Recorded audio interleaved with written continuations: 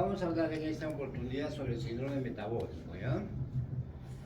El síndrome metabólico,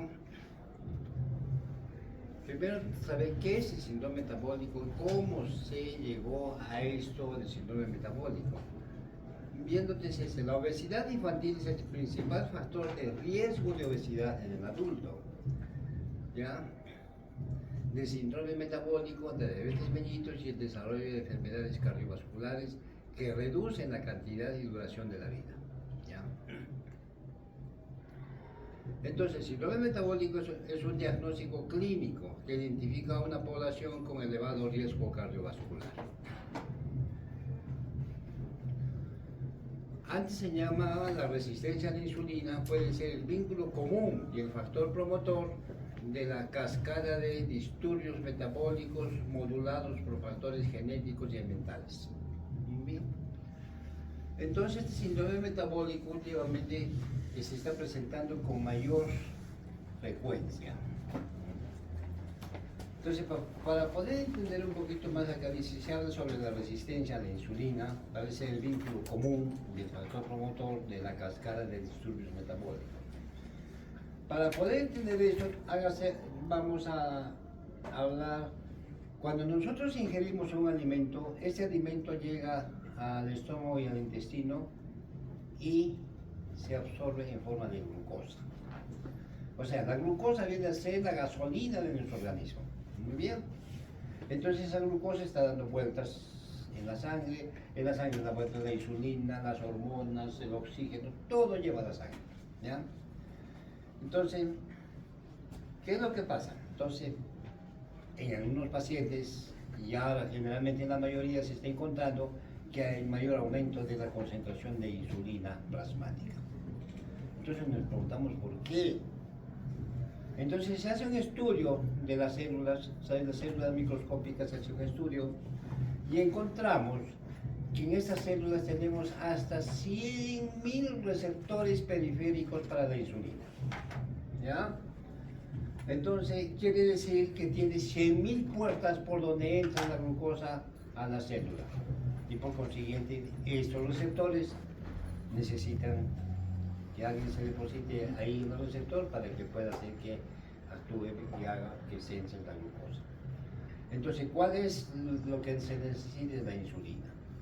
Entonces, en otras palabras, la insulina viene a ser la llave de esas chapas, de esas puertas que hay. Una vez que nosotros hemos comido, subido los niveles de glucosa, segrega insulina al páncreas, el páncreas, las llaves van a los receptores, abren los receptores y entra la glucosa. Y los glucotransportadores que están en el interior de la célula suben a la superficie celular, agarran su molécula de glucosa, la introducen y se alimenta de esa manera la célula. Muy bien.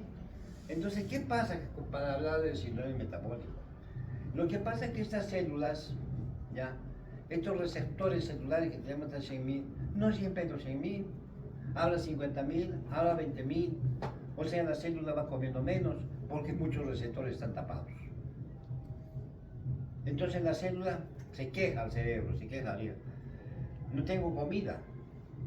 Entonces el cerebro analiza, pero qué raro, yo sí tengo comida. Entonces hay que tener en cuenta que las células del sistema nervioso central no tienen receptores. Las células de las nefronas no tienen receptores. Las células de los glóbulos rojos no tienen receptores. Las células cardíacas no tienen receptores. De la retina no tienen receptores. Ellos consumen la glucosa que les da la gana, ¿ya? Entonces, como analizó el cerebro diciendo, debe estar faltando entonces insulina. Y ordena al páncreas a que produzca insulina. Y el páncreas comienza a producir mayor cantidad de insulina.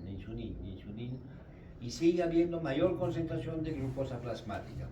Mejor dicho, de insulina plasmática. Y sabemos que la insulina es una hormona anabólica. Entonces va a aumentar el anabolismo y por consiguiente va a subir la persona de peso. Al final, eso es lo que está empezando acá en el síndrome metabólico. ¿Ya? Antecedentes, dice. El término del síndrome metabólico se utilizó a finales de los 70 para describir a la diabetes. ¿Ya? El que se llama el Raven surgió en 1988 que estos factores ocurrían en las personas como si fuera un síndrome denominado X y expuso seis consecuencias de estas. Debe haber resistencia a la capacidad de la glucosa medida por insulina, intolerancia a la glucosa, hiperinsulinemia, aumento de los triglicéridos, disminución del colesterol HDL, aumento del colesterol LDL y hipertensión arterial. Entonces tienen que haber estas cosas para que se pueda hablar del síndrome metabólico, ¿no? En 1998 un grupo de consultores de la OMS propuso que se denominara síndrome metabólico. Entonces eso se llama síndrome metabólico. Entonces el síndrome metabólico es una asociación de problemas de salud, ¿ya?, que individuos causados por la combinación de factores genéticos y asociados al estilo de vida en los que la resistencia a la insulina es la presencia del síndrome metabólico se relaciona con el incremento de todo eso. Entonces estamos hablando acá del síndrome metabólico, es una asociación de problemas de salud de individuos causados por combinaciones de factores genéticos y asociados al estilo de vida, ¿es cierto? Ahora, ¿por qué hablamos de factores genéticos? Hay estudios donde se ha encontrado que durante la gestación, las mamás, muchas de las mamás, y generalmente la gente que vive acá en las alturas, que vive en la serranía, todo eso, a veces no tienen que comer y están embarazados. Entonces en ese momento, ¿qué es lo que pasa? Se crea el gen ahorrador. Entonces el niño nace con un gen ahorrador, que lo poco que come ahorra para que cuando no tenga. Pero viene a la ciudad y encuentra pepsache, papas, pollo a la brasa, va adentro y ya se fregó el síndrome. Si es obeso, con su síndrome metabólico. ¿No? Listo, entonces características, entonces va a tener hipertensión arterial, va a llegar a primero, estamos hablando de todos adultos que la influencia de la resistencia a la insulina, no hay todavía diabetes, después pasa la diabetes, ¿ya? La intolerancia a la glucosa, hablamos de intolerancia a la glucosa cuando hemos dicho que un paciente que no es diabético, sus niveles de glucosa es de 70, 100, 110. Y cuando nosotros pedimos glucosa en estos pacientes, estamos hablando de glucosa en ayunas.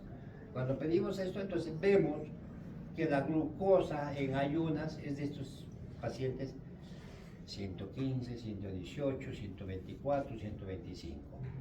Porque se dice que un paciente es diabético cuando tiene la glucosa de 126 en ayunas en 2 oportunidades diferentes. Entonces no llegamos ahí al problema diabético. Ahí está. Entonces viene a ser una intolerancia o resistencia periférica a la insulina. Esa es la razón de glucosa que hay. ¿No?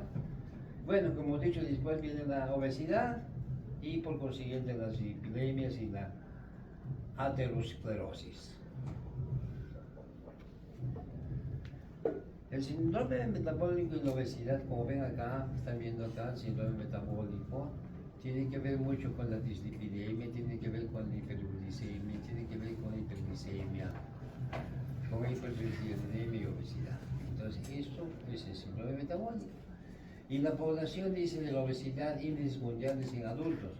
Encontramos que el país que tiene más obesidad en este momento es México. México, la gran mayoría comen muy desordenados y comen cantidad de comida y más que todo en carbohidratos. Y es por eso yo cuando la primera vez que me acuerdo que hace años ya fui por un protocolo de investigación a Cancún, ¿ya? Y luego lo que me llamó la atención es que había un tremendo recero, decía, primero es la panza. Entonces era un restaurante, que primero era la panza, lo demás no importaba. Y es por eso que todos son gordos. Entonces el síndrome metabólico es un diagnóstico clínico, ¿ya? Basado en un grupo de datos clínicos que aumentan el riesgo de un evento cerebral vascular, ¿ya? Y diabetes mellitus tipo 2. La influencia en el riesgo cardiovascular, ¿ya? de cada factor es diferente en cada individuo. Hemos dicho que cada individuo es un mundo. Las terapias serán así, pero hay que ser personales. La resistencia a la insulina y la obesidad abdominal son los ejes centrales del síndrome que aparecen en individuos metabólicamente susceptibles. Acá se usa mucho de la que se llama la obesidad abdominal. ¿Ya? El síndrome metabólico es un conjunto de condiciones o factores de riesgo que mientras más de ellos estén presentes en un paciente, más riesgo cardiovascular existirá. Es lógico. La evidencia muestra que la presencia del síndrome metabólico duplica el riesgo cardiovascular y quintuplica el riesgo de desarrollo de diabetes, además de aumentar la aparición de hígado graso y cálculos en la vesícula. Cualquiera de nosotros a veces va a decir, quiero hacerme un chequeo general, se le pide todas estas cosas, ¿no? Encontramos siempre lípidos elevados, triglicéridos elevados. Encontramos a veces sí que hay un poquito de hipertensión, pero no es tanto. Pero en nuestros pacientes, si medimos insulina, está elevada. Medimos glucosa, no está elevada. Está en algo más o menos normal, pero la insulina. Entonces, ya es un síndrome metabólico. Si no cuida, no sabe, se vuelve diabético. Y viene todo lo demás. Factores de riesgo para el síndrome metabólico. Grasa abdominal, se expresa en la circunferencia de cintura. Si es mayor de 90 centímetros en los varones y si es más de 80 centímetros en las mujeres. ¿Ya? Esto es más fidedigno para que nos digan qué cantidad tenemos de grasa a nivel abdominal. De la grasa parda, es la grasa más difícil de poder eliminar. ¿Ya? Van a poder tener hiperglicemias, glicemias elevadas, ¿ya? Hipertensión arterial, presión arterial elevada, colesterol HDL bajo y triglicéridos sobre lo normal. Entonces vamos a encontrar eso. Actualmente de boga se utiliza el IMC, el índice de masa corporal, pero estamos viendo que hay ciertas fallas ahí, porque es muy grosero. En cambio, con eso de cintura es más fidedigno. Ya, entonces, factores de riesgo para el síndrome metabólico, estamos diciendo que es acá la parte de nada genética, obesidad, diabetes y resistencia a la insulina. Y esta resistencia a la insulina le va a dar hiperinsulinismo y esto va a desencadenar como hay la hipertensión, la dislipidemia y la aterosclerosis. Cambio la obesidad nos va a dar la dislipidemia, resistencia a la insulina y la hipertensión y al final la aterosclerosis. Porque la aterosclerosis ahora, desde el punto de vista de lípidos, es lo que se boga. ¿Ya?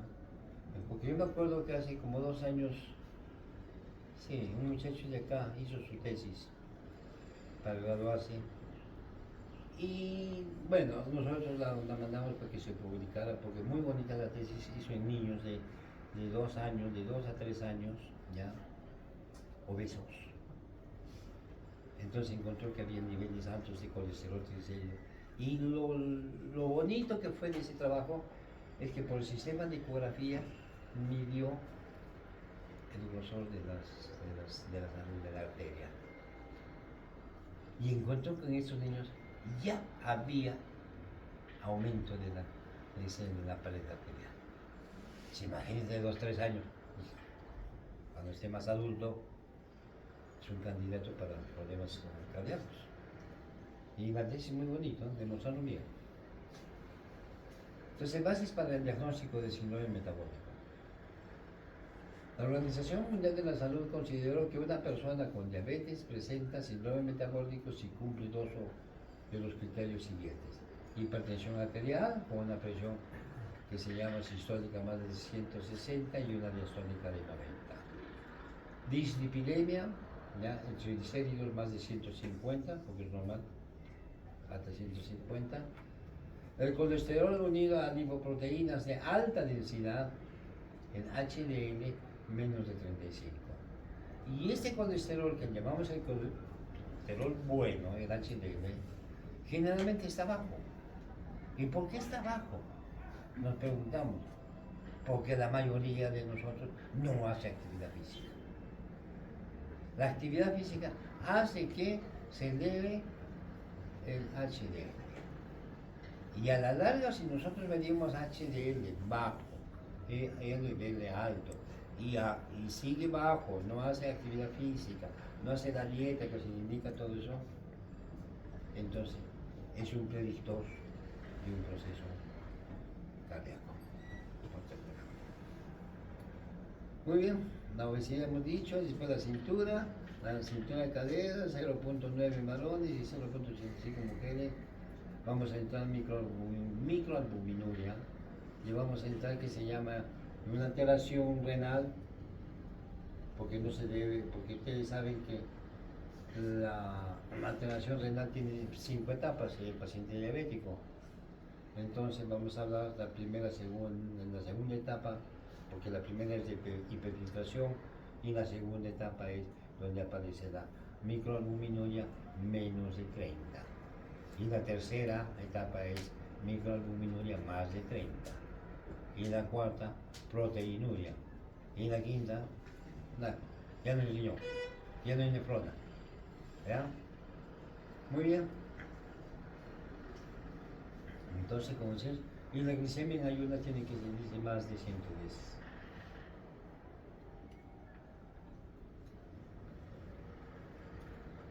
Importancia de un diagnóstico precoz.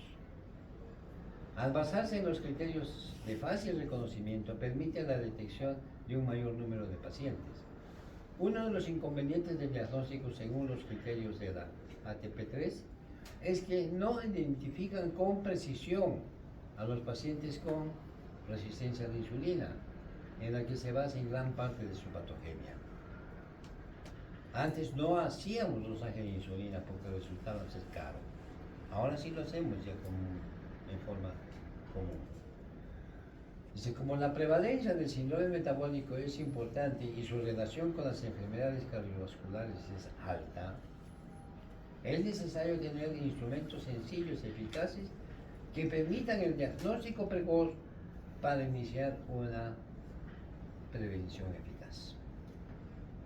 Como en toda enfermedad, diagnóstico precoz es mejor. Acá tenemos la fisiopatología del síndrome metabólico y la resistencia a la insulina. Ahí ven también los efectos beneficiosos, efectos deleterios, ¿ya? Y hay una disminución de que se llama la energía, problema cerebral y toda la cosa. Todo lo que hemos hablado se está produciendo ahí. Hay procesos inflamatorios, la leptina también tiene que ver mucho, porque hoy en día, antes hablábamos de tejido adiposo no. Ahora el tejido adiposo se está considerando como un órgano endocrino. Tiene que ver con muchas cosas.